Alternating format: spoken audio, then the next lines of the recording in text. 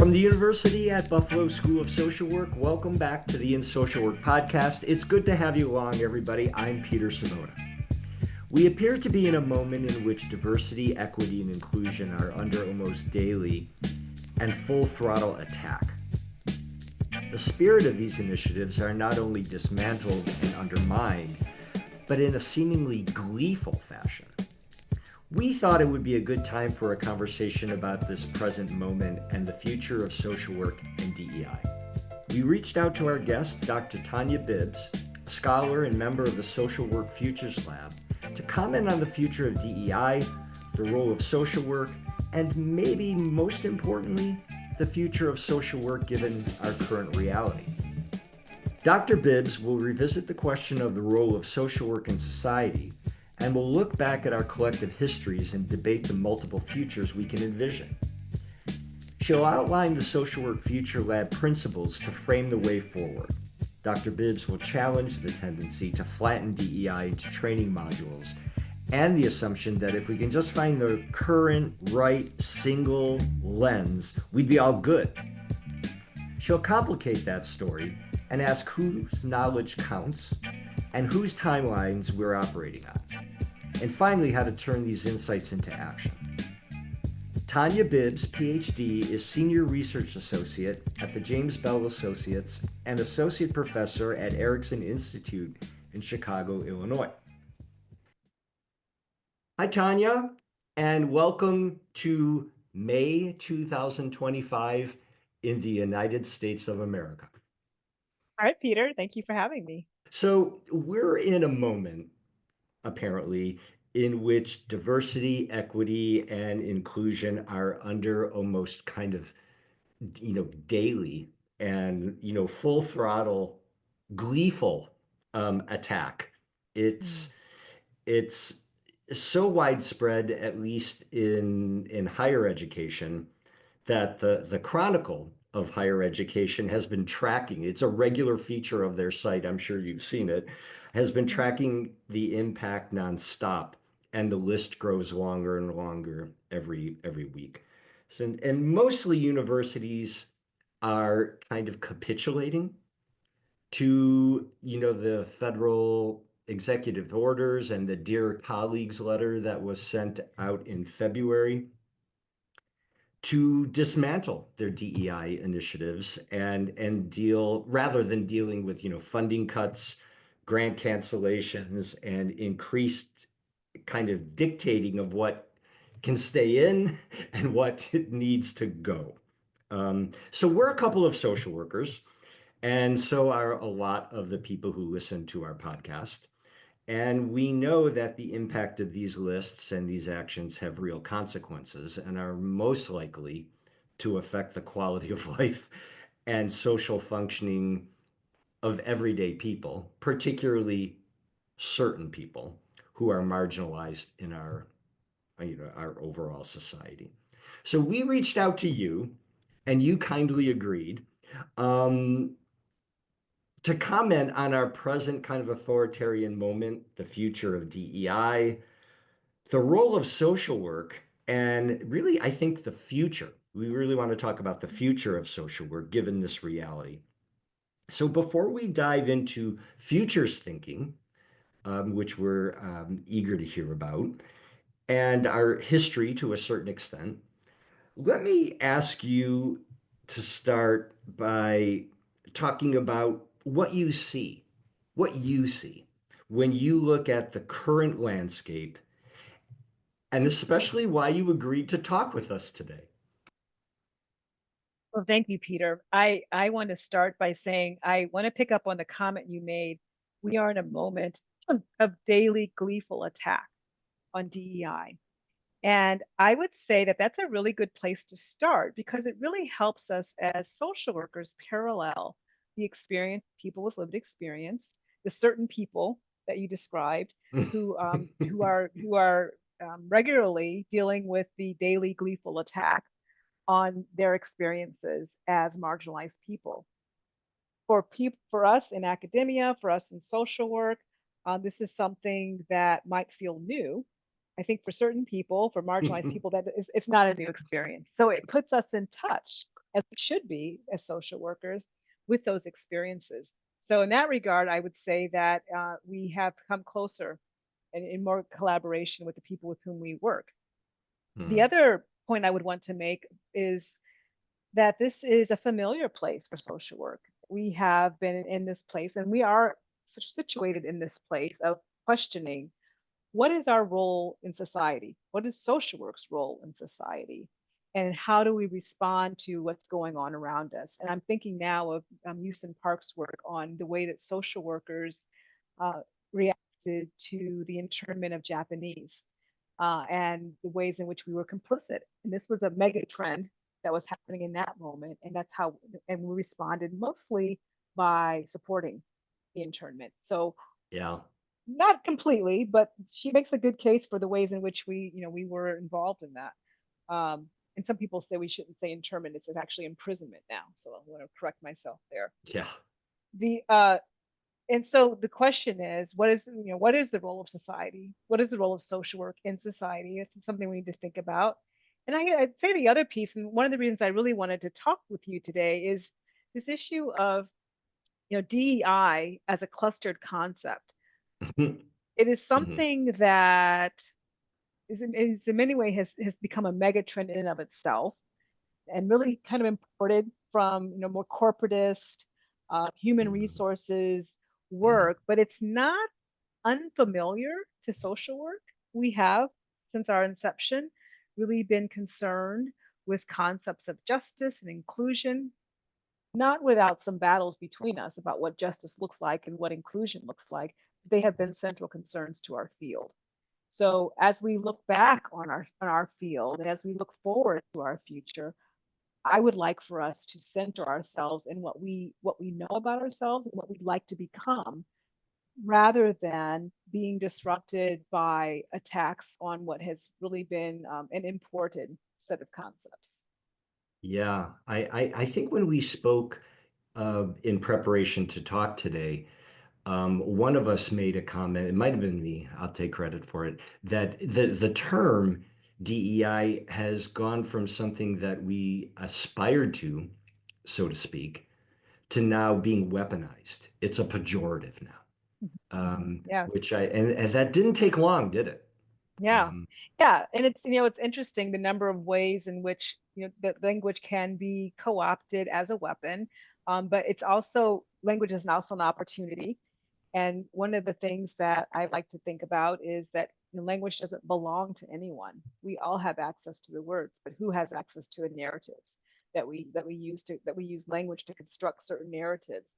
And one of my hopes for social work is that we will continue to use our potential and our position in society and in academia to construct important narratives using language that we choose, not necessarily language that we're reacting to.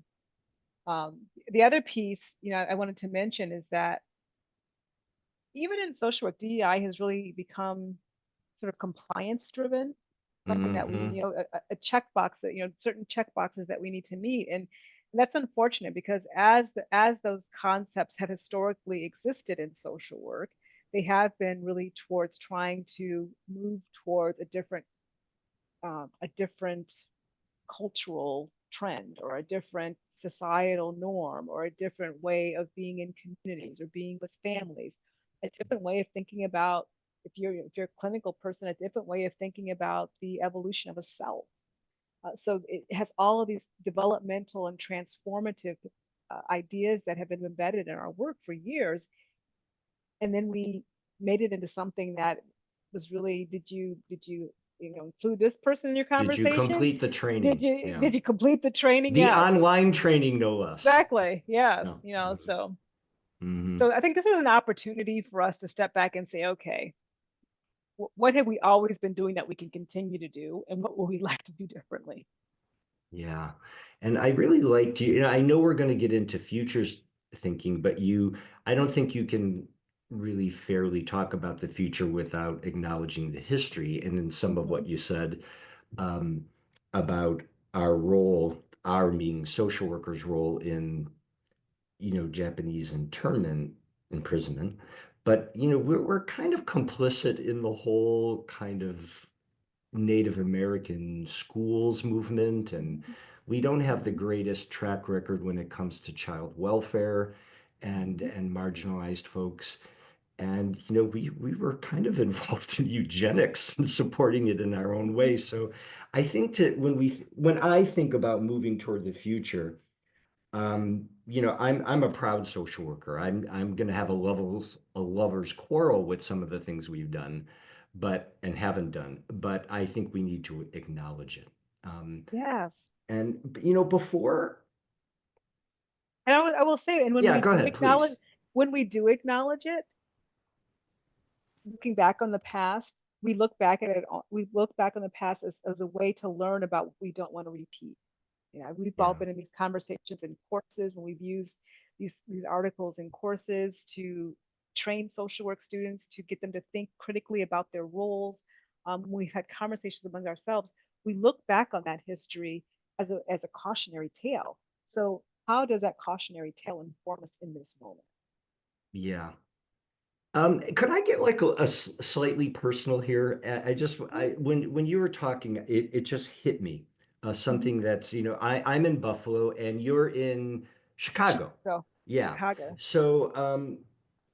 So we're recording on May 16th, and 2 days ago, in Buffalo was I believe, now the fourth anniversary of the event in our city where a white person, drove from the middle of New York State after doing a lot of research, and killed 10 people in a predominantly African American supermarket and community in Buffalo.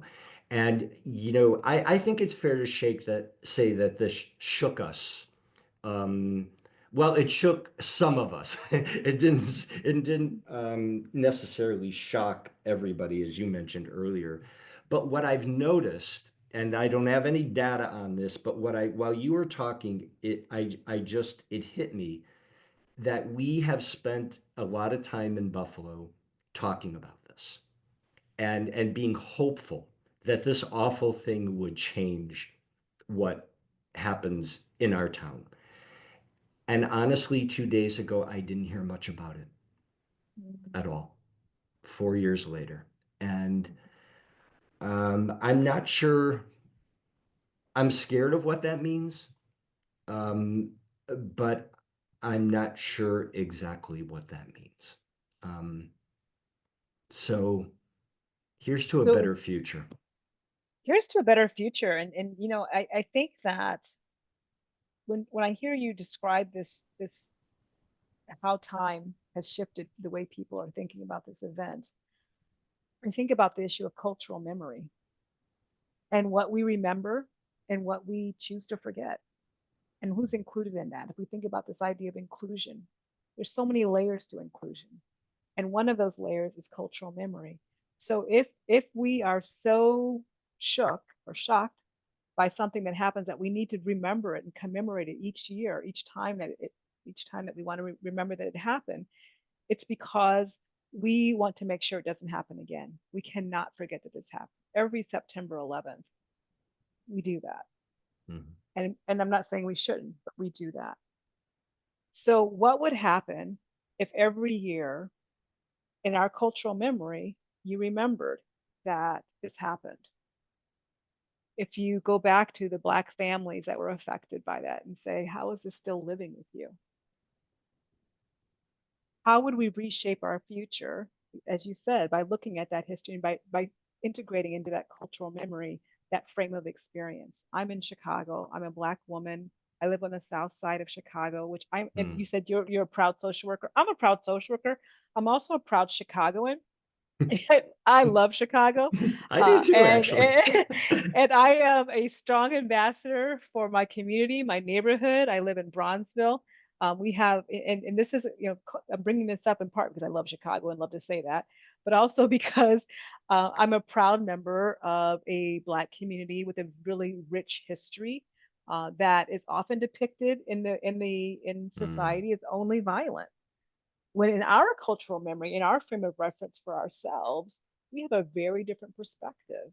Part of Hmm. that, part of that does include some of the violence that we've experienced, but we also have a different narrative about what brought that violence. Yeah, So inclusion is also about, like I said, cultural memory, and also about having inclusive stories and inclusive storytellers. absolutely. Thank you. So I'm going to ask what I think is going to seem like a very silly question, but I'm really interested in your take, if you're willing to give it. Um, what do you think?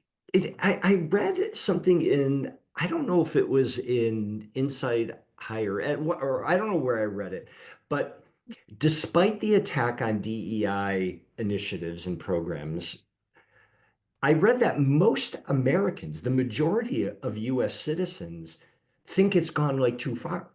They're actually in support of at least what DEI aspires to. Let's put it that way.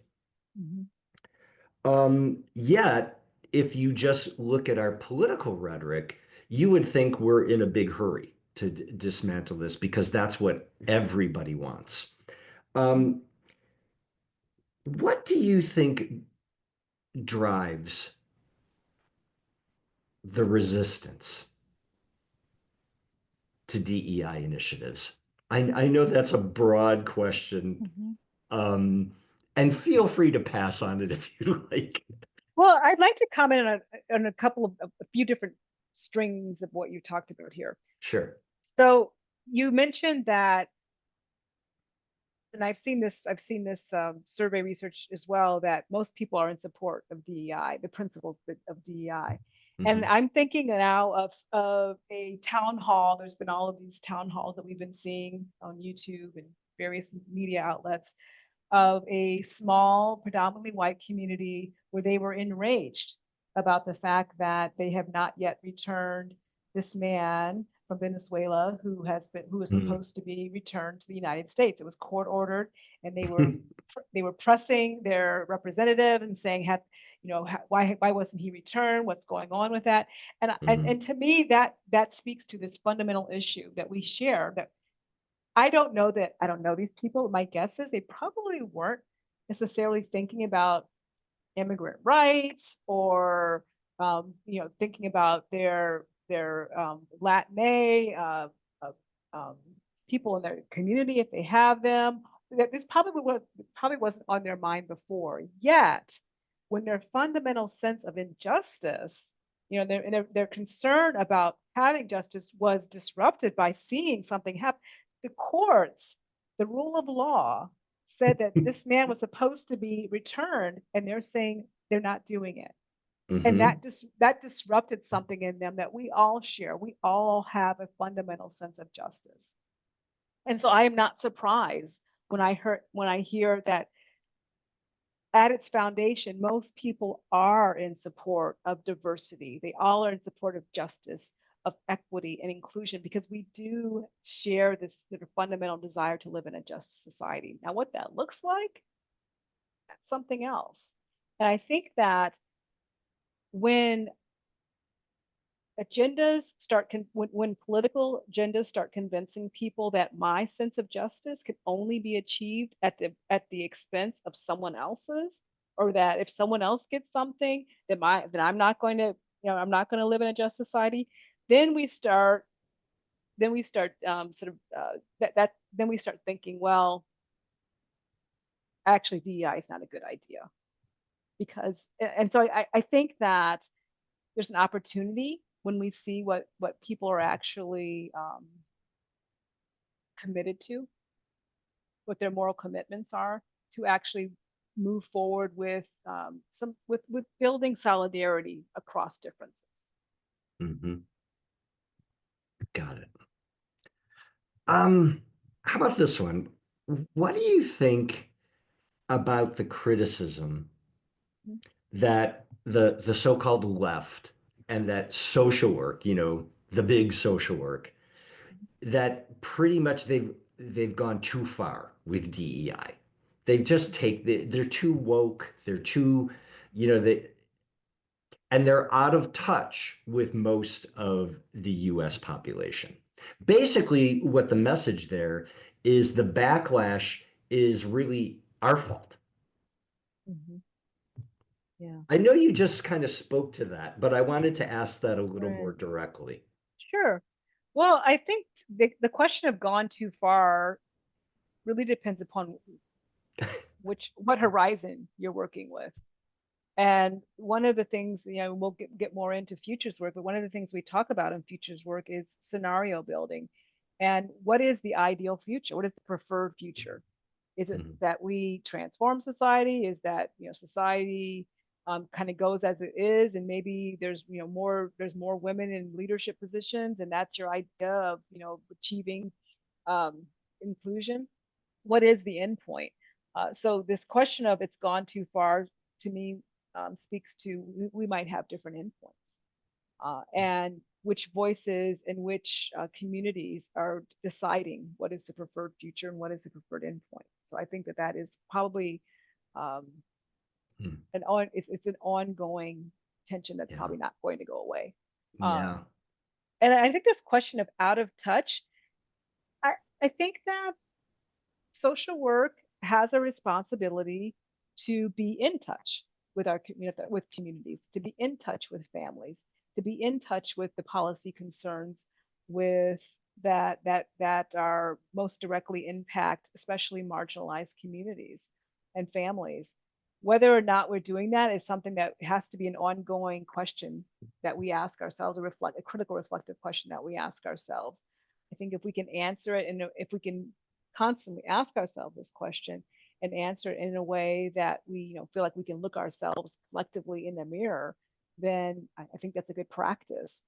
I'm less concerned with accusations of being out of touch unless they're coming from communities. But if they're used if they're used as a strategy for suggesting that we should not do what social workers do, then I think it's just that as a strategy. Yeah. All right. So, all right, let's get to futures thinking because I Okay. think that is the lens that we really kind of wanted to talk with you about. Mhm. And so, futures thinking in the context of the discussion we're having today. Could you start by maybe telling me and the folks who are listening who might not know exactly what futures thinking is? Could you just give us the 101 and then of course, what distinguishes it from other frameworks maybe? And then let's talk about how to apply it to Mhm. our topic for today. Would that be all right? Sure. Well, one thing I would say first off is that we are all always thinking about the future. And so to think about the future and to be concerned about the future is something we're all doing. Futures and foresight practice is an intentional way of thinking about the future. And it is multidisciplinary, and it involves being able to not just imagine, so it involves the arts, it involves people who are working in um, there's a wonderful woman, Cara Keeling, who does a lot of work in using cinema to think about doing futures work. So it has this imaginatory, artistic way of thinking about the future, but it's also empirical. So it involves social sciences, being able to look at data to help us understand what the future is going to look like. And it's a social process. So it involves working together to um, consider what the future would look like, both from, like I said, a multidisciplinary perspective, but also to, for example, look at a signal. If we think about an empirical signal, we've been talking about some signals in this conversation Yeah, that's about what it just hit me. Yep. yeah, exactly. So we're all doing it all the time. So, so we talked about some signals in this conversation, and you and I might agree that a signal is occurring. For example, there's a signal of people talking about this issue of being out of touch. That's something that we might detect and have different ideas about it. We just had a conversation about what that might mean for the future of DEI. There are also mega trends that we tend to look at. So we can look at, for example, a mega trend of technology and AI. And what does that have to do with something like DEI and the future of DEI? Well, We might say something like, well, what does it have to say about surveillance and the ability Mm, of of people to surveil families? There's some work that's been done on ways in which families in public housing have been surveilled at a greater rate due to technology that has enabled that. And what does that have to do with issues of diversity and equity with marginalized families in public housing? So those megatrends are important. The signals that features work looks at is an important aspect of the work. And then again, it's social. It's also, there are different trends in futures and foresight work.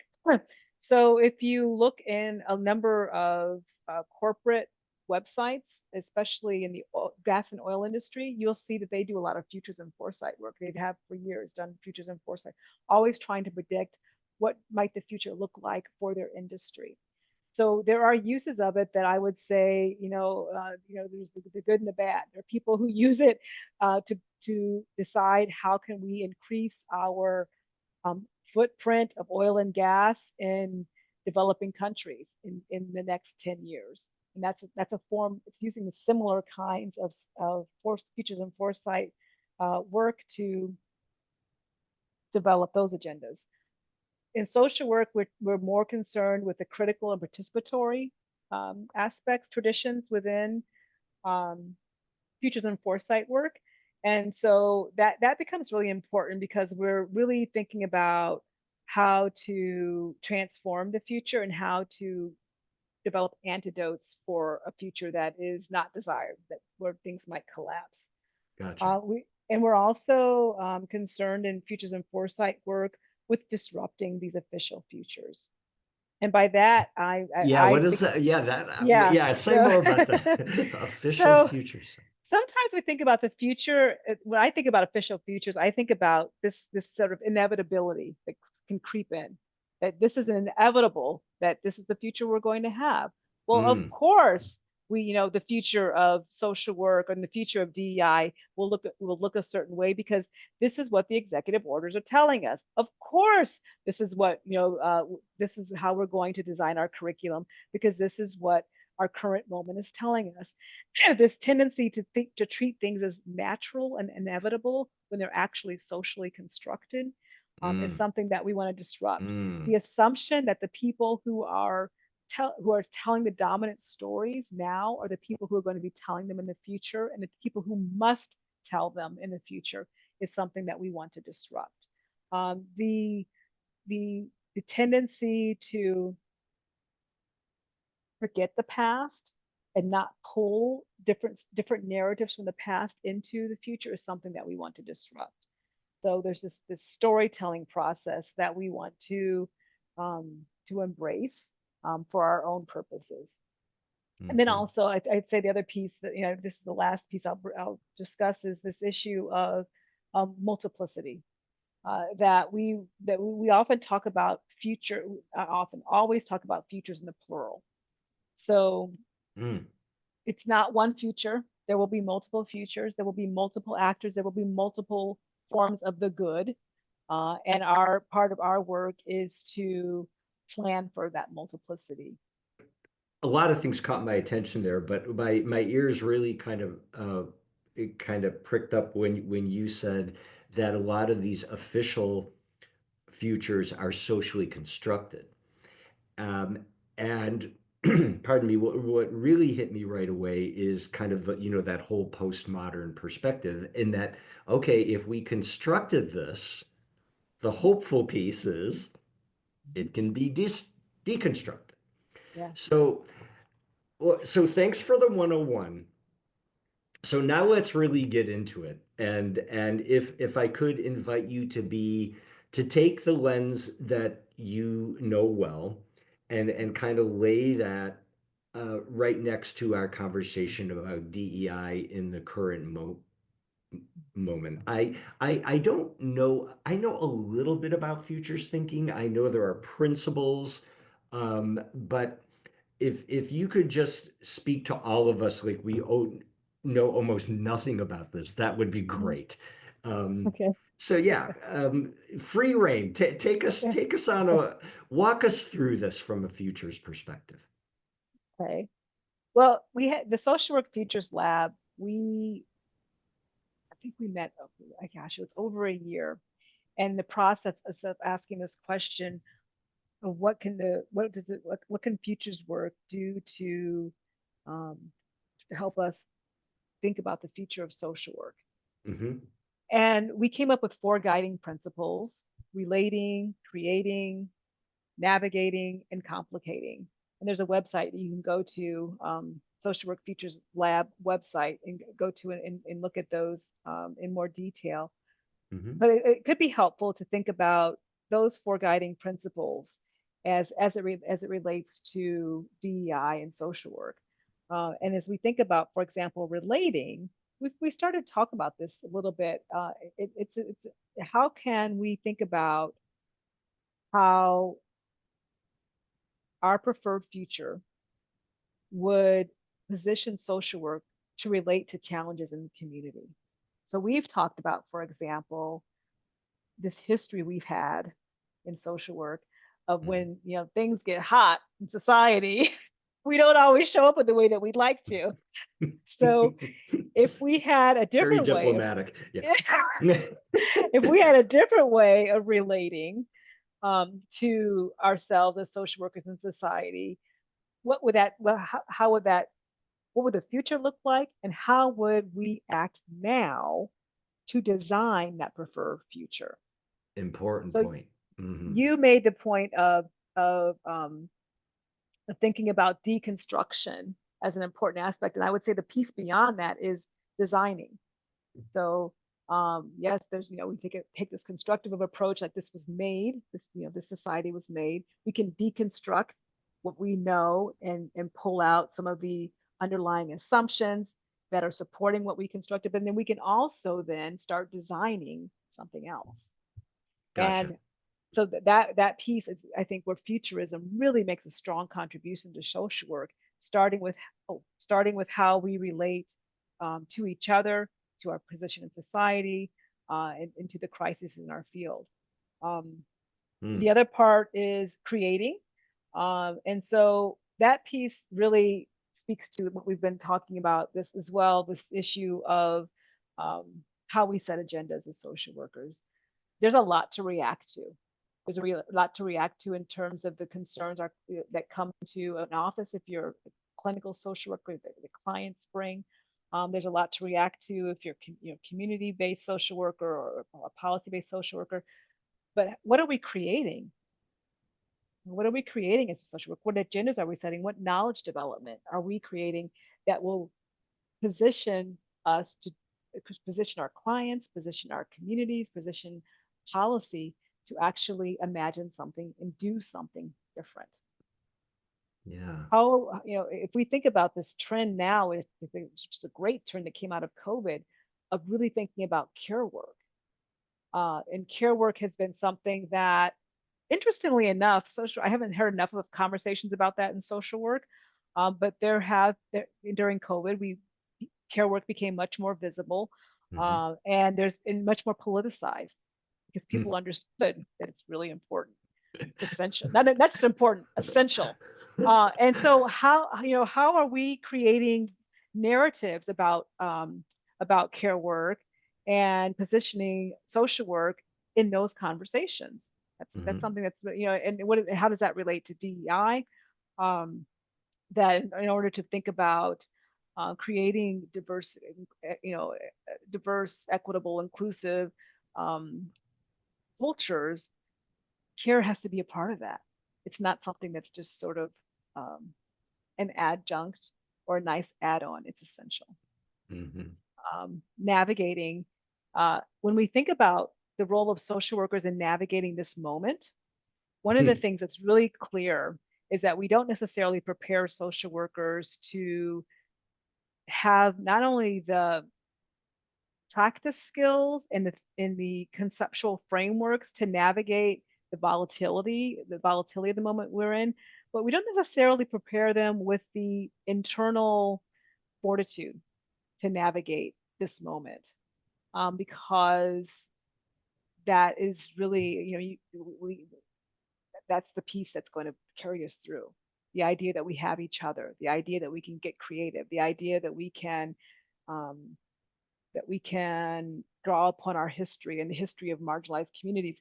That's something that we can internalize, but we don't necessarily prepare students to navigate the moments with that internal strength. And then the complicating piece is that there's no simple answer. Um, we have our moral commitments in social work. We all have them. I do too.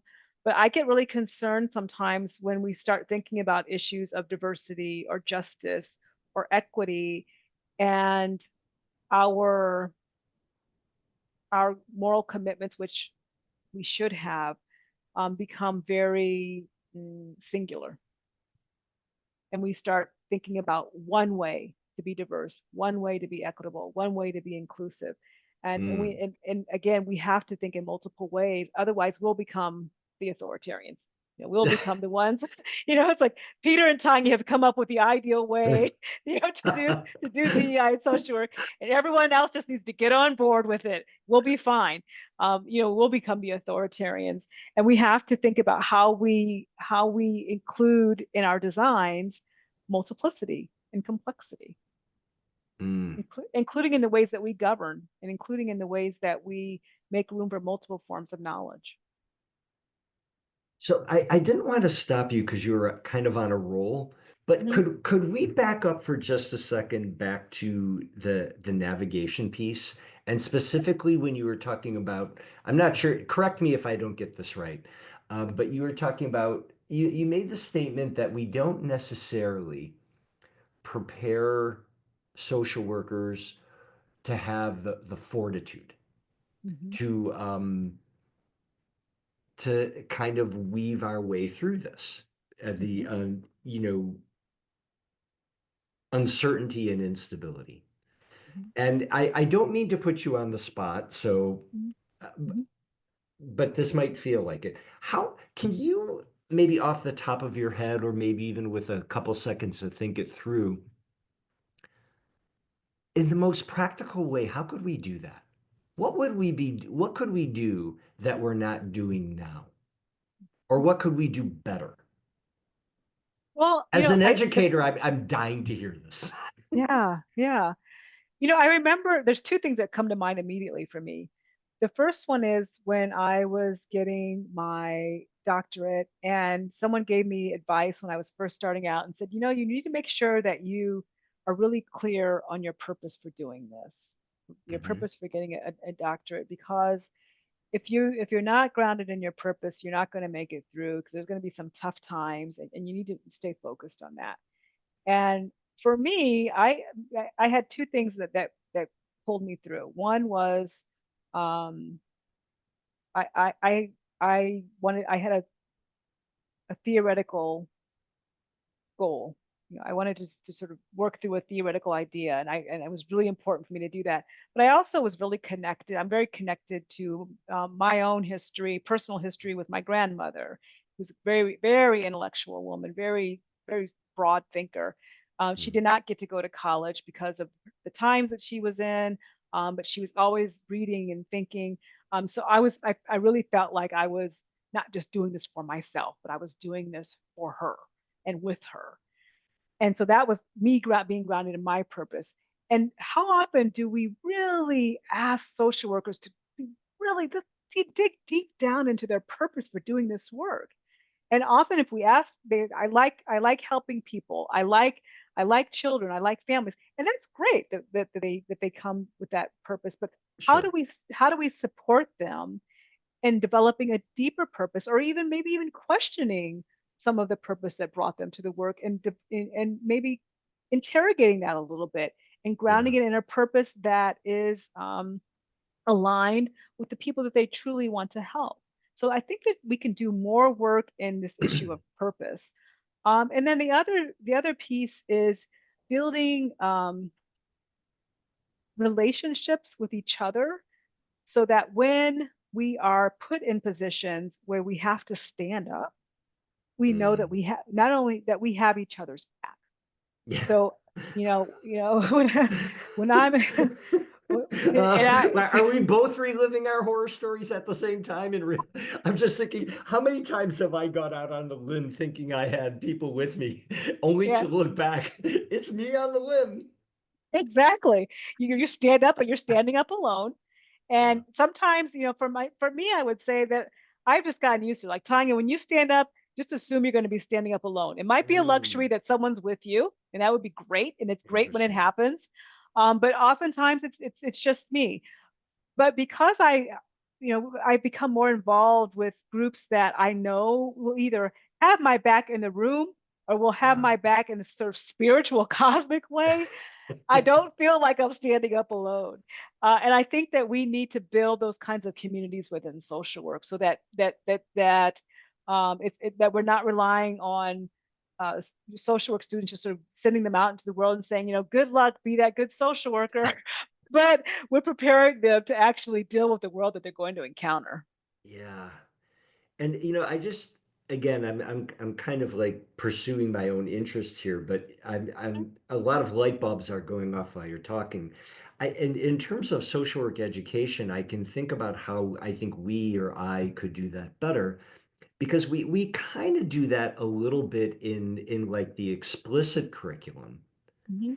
But what I'm thinking about while you're talking is how important it would be to do all of this side by side in the implicit curriculum. Absolutely. How we talk to each other in the hall, in Hmm. how we treat each other in when we're having a conversation after class. And Hmm. sometimes those are the most magical moments.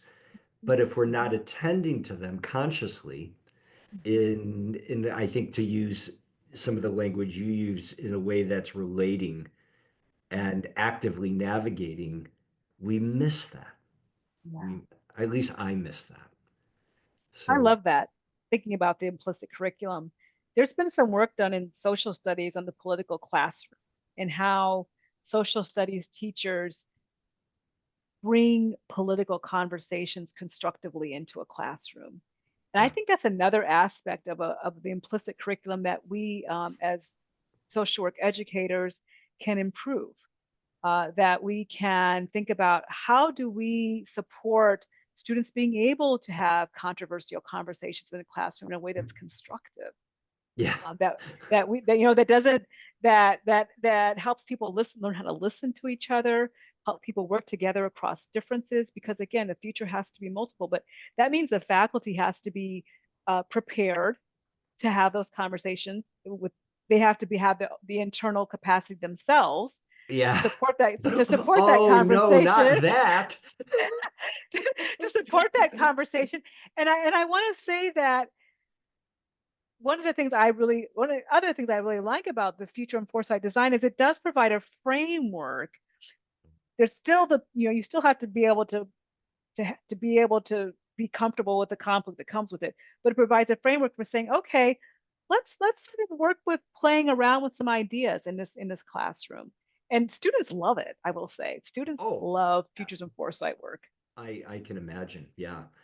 Yeah. Well, I'm so again to just back up, thanks for backing up to navigation, but I also complicate. That's a very interesting word, right? Hmm. There's Hmm. connotations to that word. Hmm. Hmm. Um, so I think that's when you were talking about the tendency to arrive at, I don't know, I heard it as groupthink or Hmm. like a cookie cutter approach, Hmm. Hmm. one size fits all. But when you bring people together and I think was the term that you used multiplicity or Hmm. Hmm. yeah, um, a lot of times that becomes a contest about, whose point of view counts the most, doesn't it? Right. Right. So Yeah. how do you Yeah. how do you oh gosh, how do you navigate the complicate? Yeah. Yeah. So I love the way you put that. Whose idea counts the most? And that's Yeah. why who counts the most is a question of participation. And how do Right. we participate? How do we structure participation? Which is another Mhm. way of thinking about civics, another way of thinking about, governance. And so how are we structuring the civic life of social work? How do we think about how we guide participation, how we guide, um, how we structure leadership, so that Mm, all of the voices in the room count. Now, one of the things that has been a really important perspective for me in thinking about um, whose voices count in a room is some of the social studies research I was just referencing talks about closed issues and open issues. And so there are sometimes closed issues that don't count.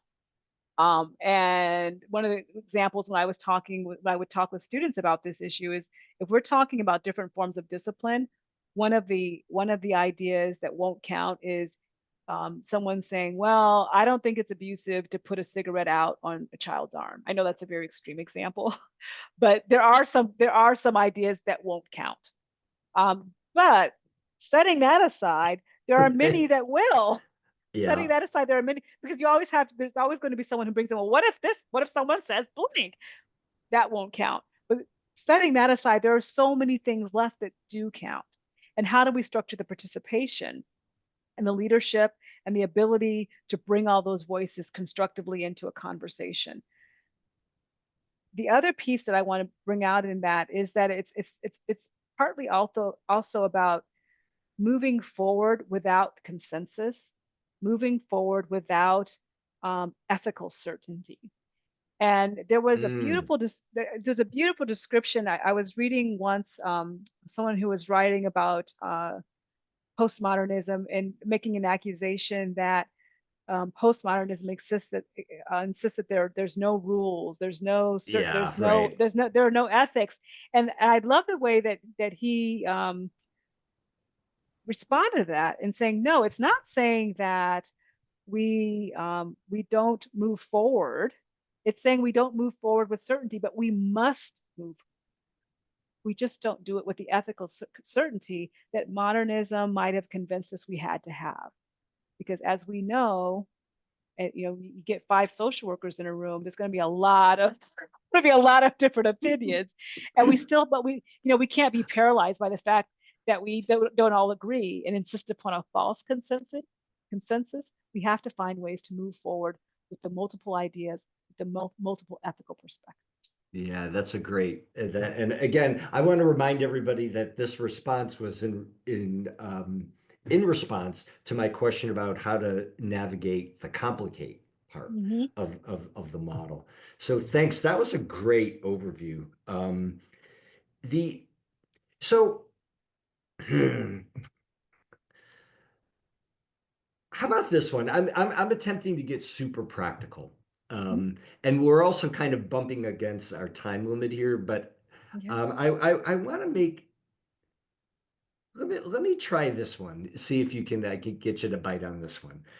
How would, given what you've said, and again coming from a futures thinking perspective, how would you advise a social worker to use your ideas Mm-hmm. to navigate practice and advocacy in the arena of DEI? Mm-hmm. Mm-hmm. In I know that's kind of a broad one, Mm-hmm. but if I could, and if if you need a minute, please take it. Okay. Well, let me start with a couple of things that I've done that Yeah, that would be perfect. where Yeah, I found it very useful as a yeah, social worker. perfect. And I'm going to start with an example thinking about equity in child welfare in a conversation that I was having with a group of social work practitioners in child welfare who were trying to consider whether they should be thinking about the future of child welfare and these questions of do we abolish, Mm. um, do we try and transform social work, or do we try and reform social work, or do we keep things as they are? There's this question that many of us have been having about the future, and then they said, well, but there are things going on with families right now mean, we're Yeah. working with families right now who need for us to be social workers in this moment, not be designing the future.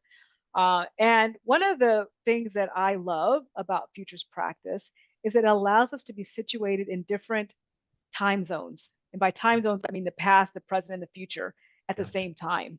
Mm. And so I asked them to consider what it might be like to do three things. One, think about what we know as the history of social of child welfare, and both the problematic history and maybe the history that they'd like to move forward.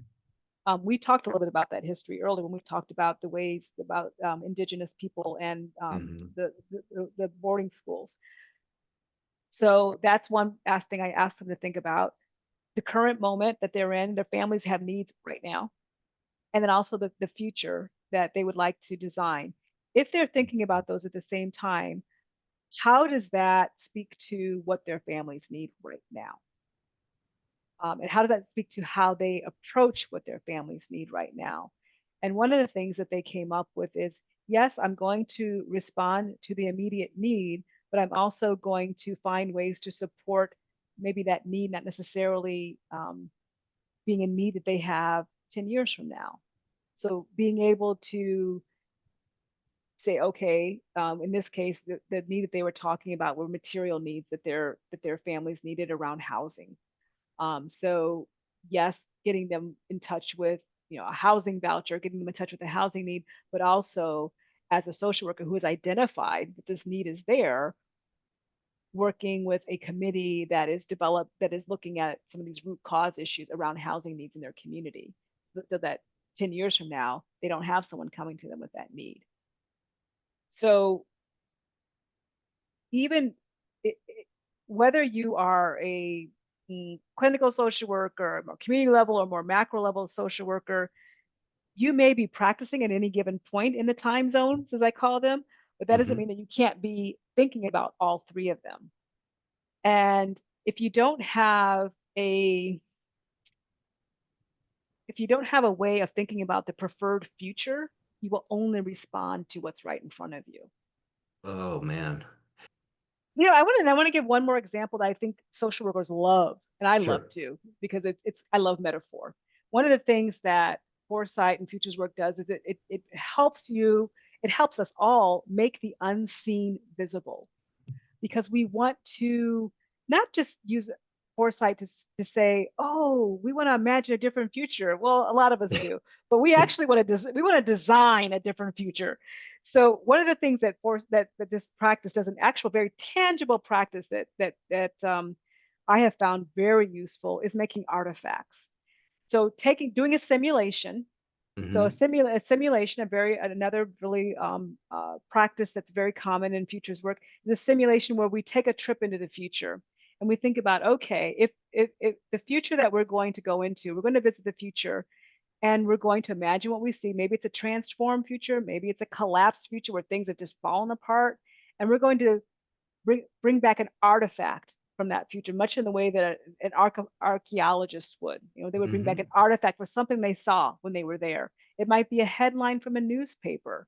It might be a new form of technology.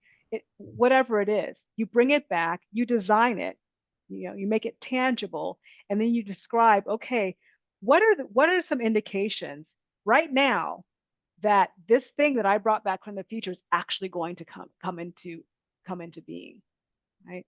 So, social, headline for the future, um, MSW for president, social worker for president, running on a care platform, right? That's the headline that I saw when I went into the future, and I brought it back and I started organizing my fellow social workers to make sure that we are organizing a care agenda that is going to really tap into everyone's need to have care for their children, to have care for their seniors, to have care for the people in their family who have disabilities.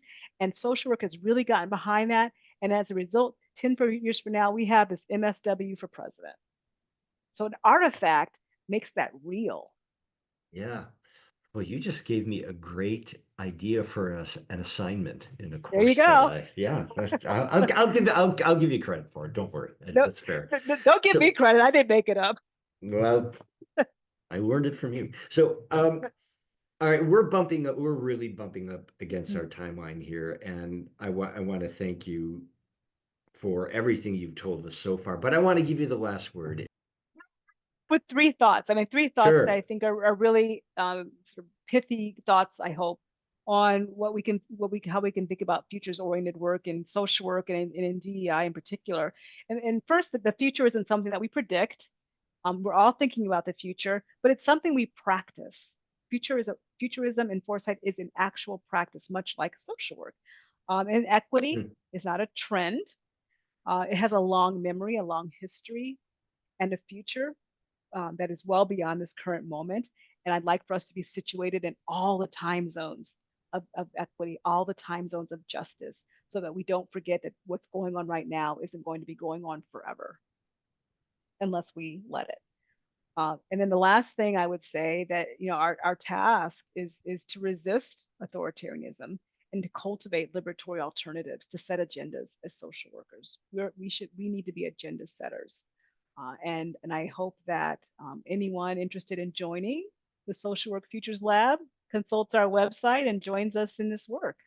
Boom. There's the mic drop right there. We'll just let that sit. Perfect. Dr. Tonya Bibbs, thank you so much for taking the time. Thanks for joining us. It was an absolute pleasure. My pleasure as well. I appreciate you. Thanks again to Tonya Bibbs for joining us. The In Social Work podcast team is Steve Sturman, our tech and web guru, Ryan Trofe, our GA production assistant, guest coordinator, and content contributor. Say hi, Ryan. Hello. And me, Peter Sabota. We'll take a break in July from releasing a brand new podcast, but we'll have recommendations from our selections from the past year's show on our website in case you'd like to catch up. See you next time, everybody.